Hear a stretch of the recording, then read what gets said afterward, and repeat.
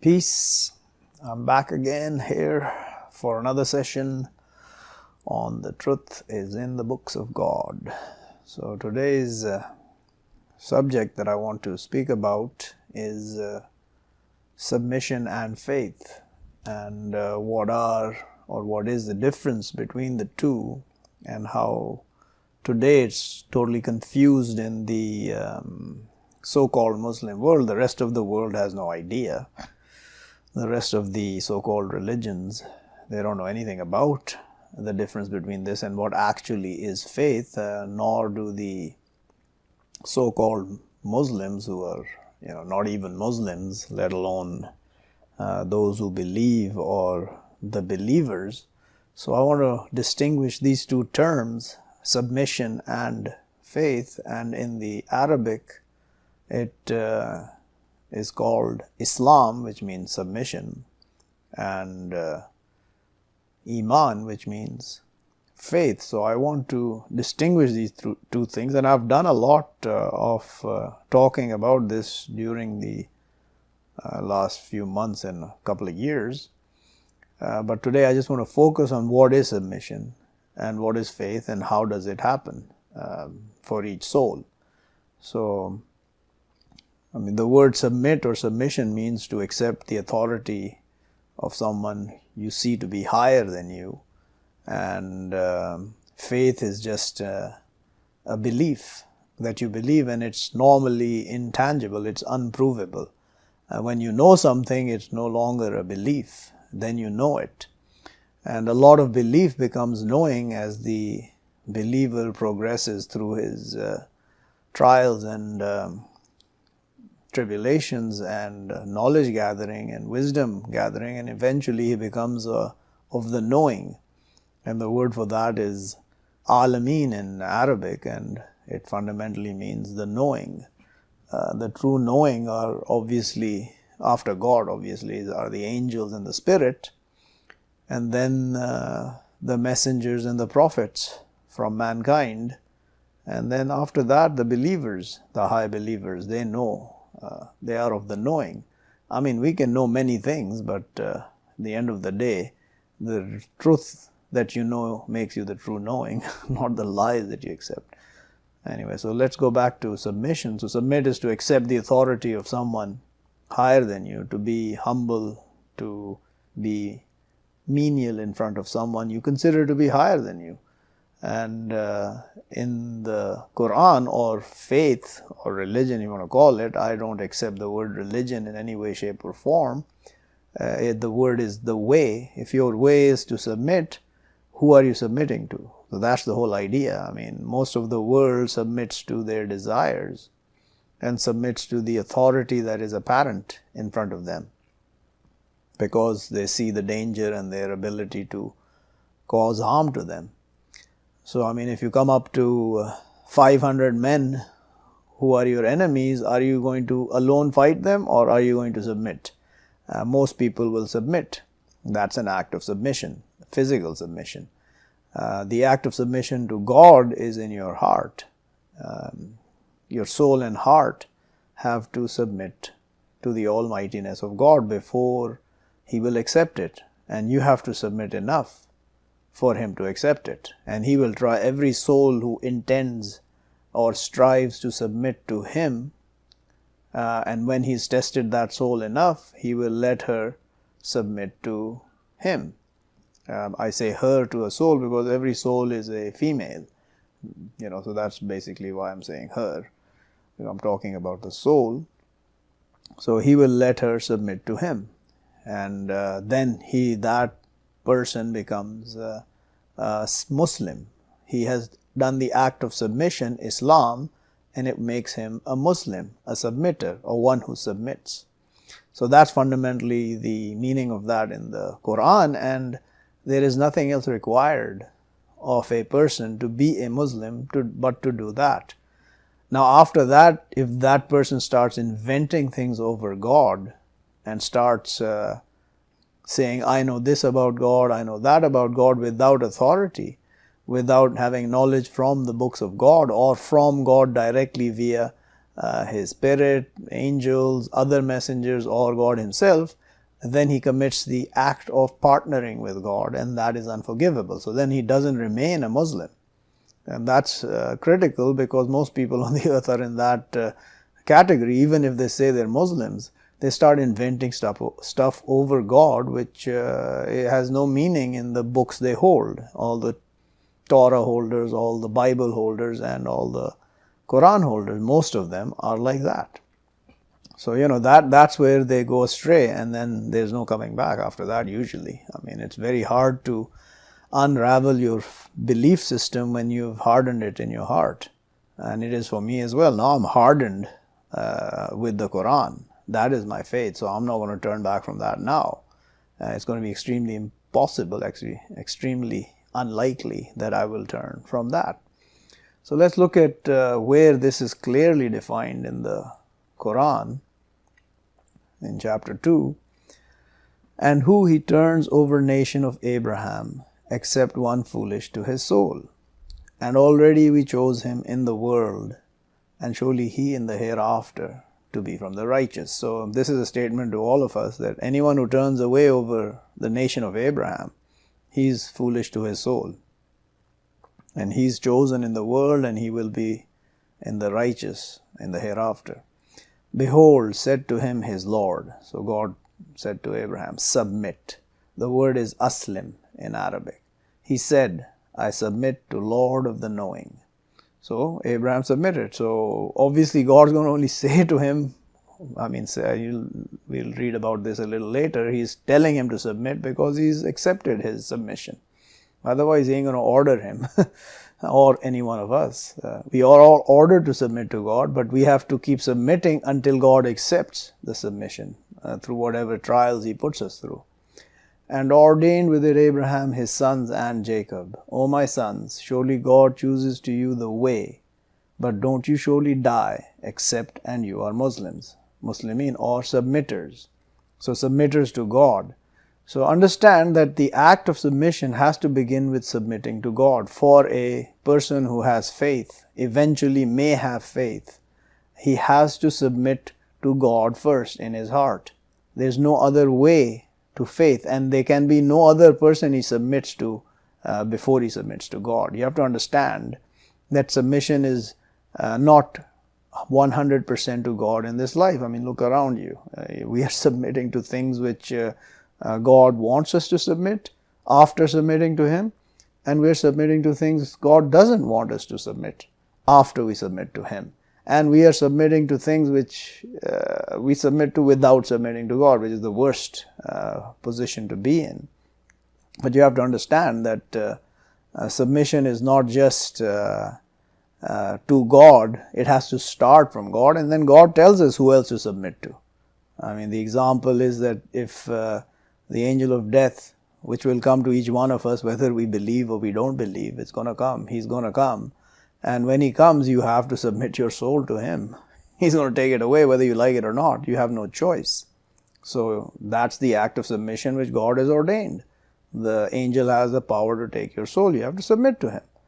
In that way you're submitting to God. Everyone will submit to God in the end.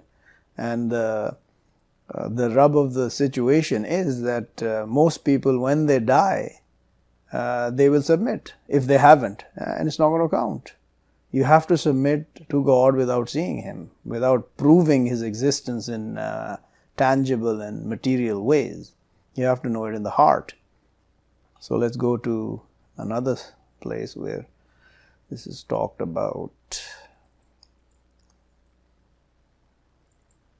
So, O you, those who believe, enter in the submission enough, and don't follow writings of the Satan. Surely he to you an enemy clear.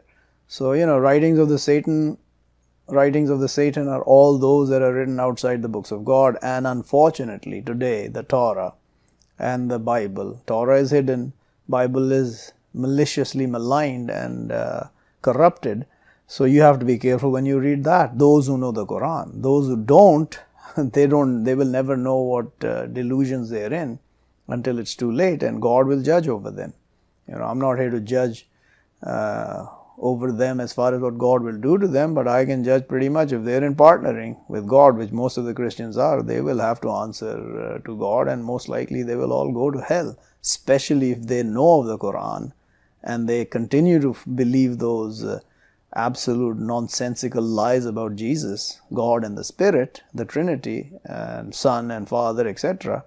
They will end up in hell. And they run around telling the whole world to believe that while they are in the biggest delusion and they don't even understand it. So let's go to another place in chapter 3.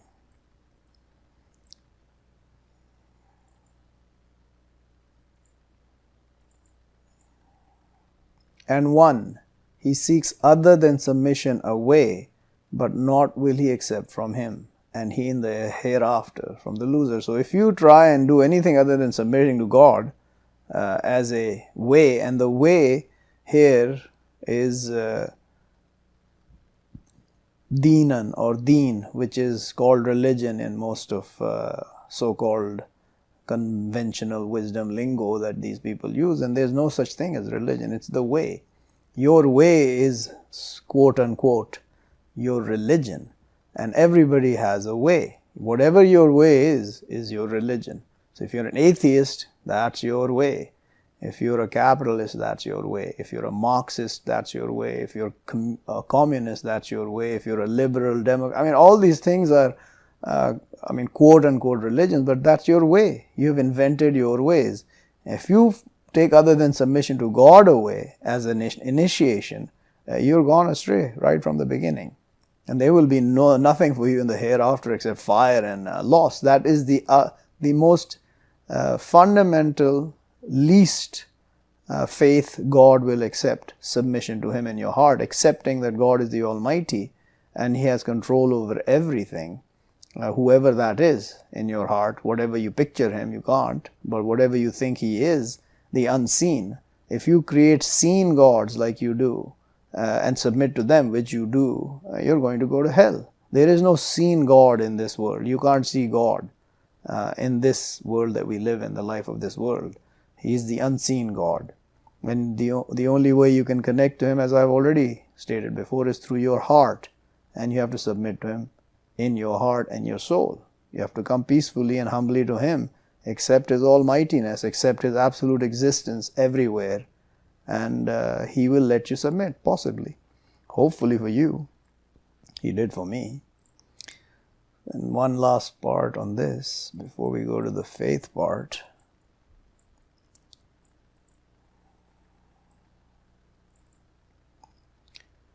But one, he wants God that He guide him, He cleaves open his chest to the submission. So that's how He guides you. When He wants you to be guided, He will cleave open your chest to the submission. So your heart and your soul will submit to God. So that's the only way you will believe. That's why God has written, nobody can believe except with His will. It will only occur when you have submitted enough by yourself, by your intentions. Your intention is high enough and your striving is high enough for God to accept your submission. Then He will open your chest and you will submit to Him. And one, He wants that He make him astray. He makes his chest constricted, problematic, like surely what He climbing into the heaven.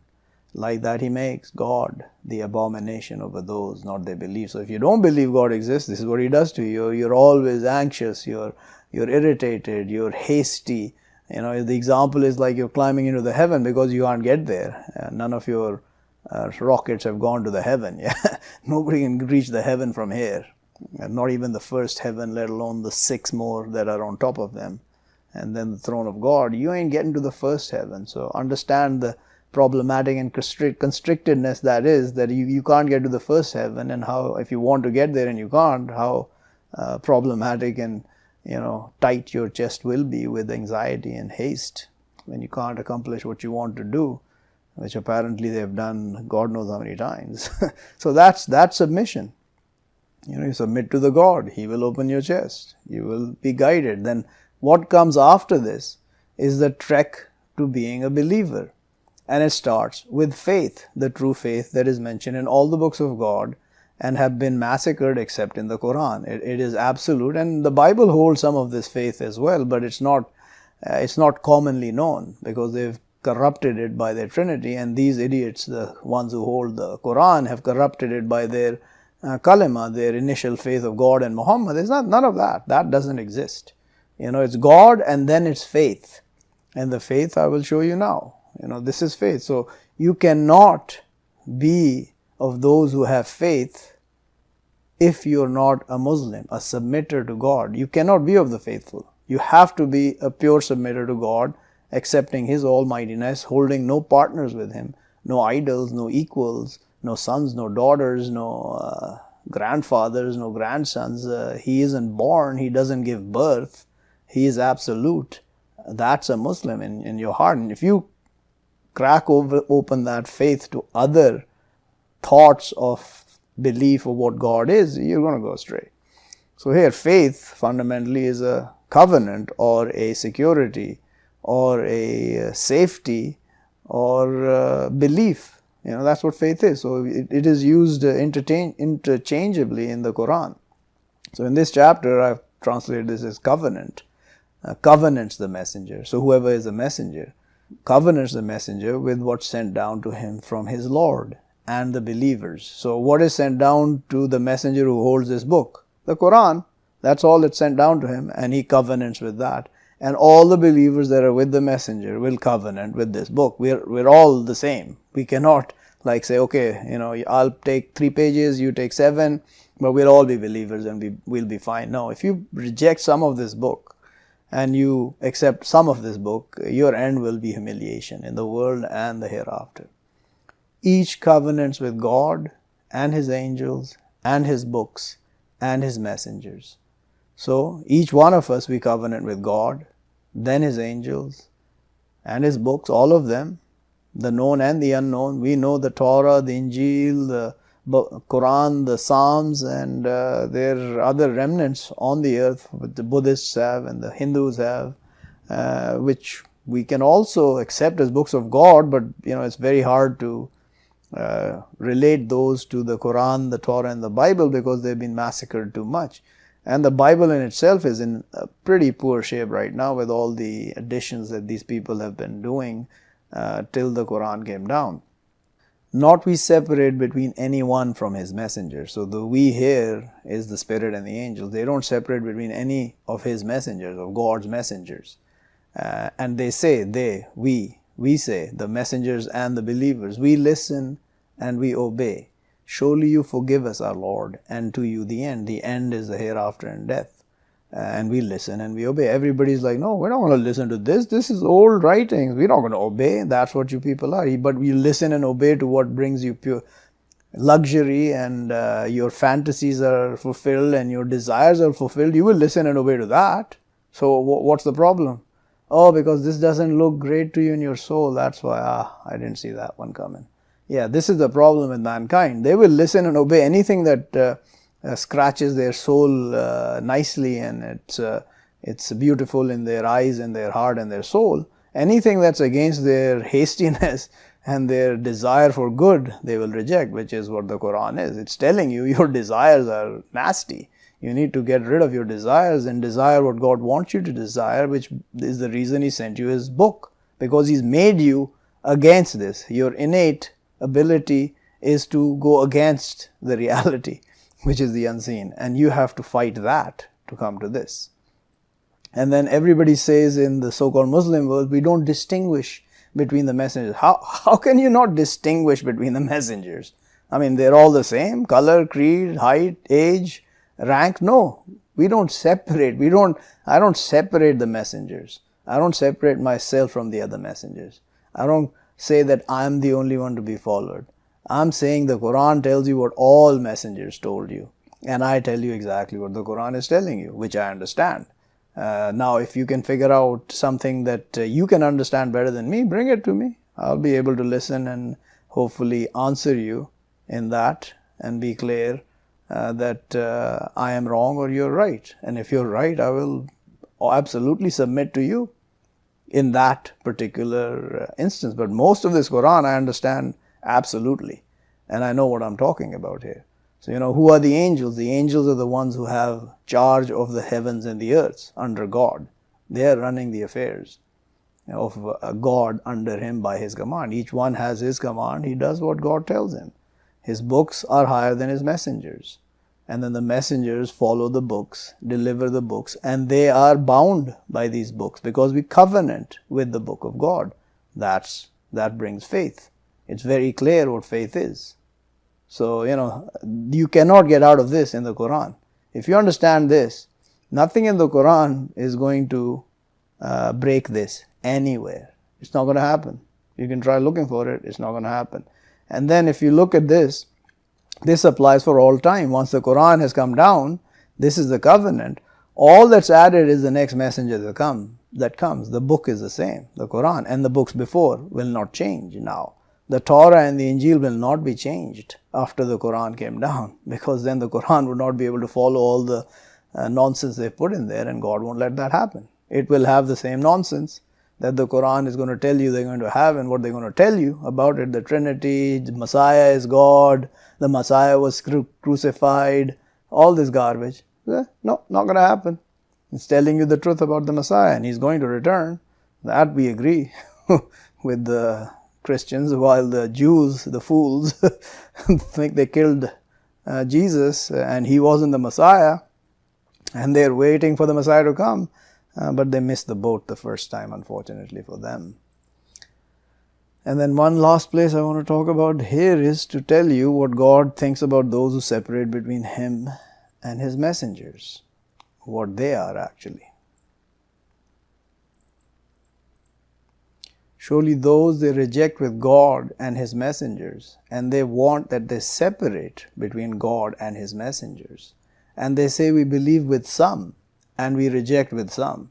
And they want that they take between that a path. So now this is what these people say. Look around you, they're all the same. Oh, we don't believe Muhammad is a messenger. There are only 29 messengers in the Quran, the so-called Muslims say. The Torah people will say, oh, Jesus is not a prophet, not a messenger. Muhammad, obviously they hate him. So there you go. This is what they're going to be doing, they're saying, and the Muslims do the same thing. They the rejectors, true. The word is al-kafirun, the rejectors, the ones who reject. And we prepare to the rejectors' punishment lowly. So understand what it is entailed when you separate between God and any of his messengers. Any one. You cannot separate God from his messengers. You cannot separate between his messengers. They are all in one group, and God is the Lord. God is the King of us all. He's the Lord and God, and there is no other God nor Lord but God. Allah, Yahweh. You want to call him whatever you want to call him, it doesn't matter. But that's God. And those who believe with God and his messengers, and not they separate between any one from them, those soon he will bring them their rewards. And is God forgiving, merciful. So this is, just to understand, you cannot get out of this faith in the Quran anywhere. And he will clearly keep telling people, those who reject any messenger of God openly will burn in the fire. Those who kill God's messengers, they're never coming out of the fire. And killing messengers of God does not make them die. They will live in the unseen. If you kill a messenger of God, he's alive in the unseen, just like the believers who die, who are killed in the path of God. They are alive in the unseen. You just don't perceive them. I don't perceive them either. When I die, I might see them if I'm killed in God's path. And the messengers of God are always in the path of God. So this is the separation between Muslim and Mu'min in the Quran, or submitter and believer. The believer are those that have this covenant and then follow all the commands of this book. We listen and we obey. And no believer cannot be a Muslim. Every believer is a Muslim or a submitter. Every believer. But most Muslims are not believers. Few will get to the rank of believer as encapsulated in the Quran, and to a great extent encapsulated in the Torah and the Bible. So I just wanted to clarify this once and for all for me, and as far as I'm concerned, from my soul, I'm not going to discuss this anymore. I might mention it, but this is it. If you guys can't understand this, then you can, anyway, if you reach this point, you should have been able to understand it anyways, after 55 sessions of explaining what this Quran is actually saying. With that, I'm going to end this one, and hopefully see you guys sometime next week. Till then, peace.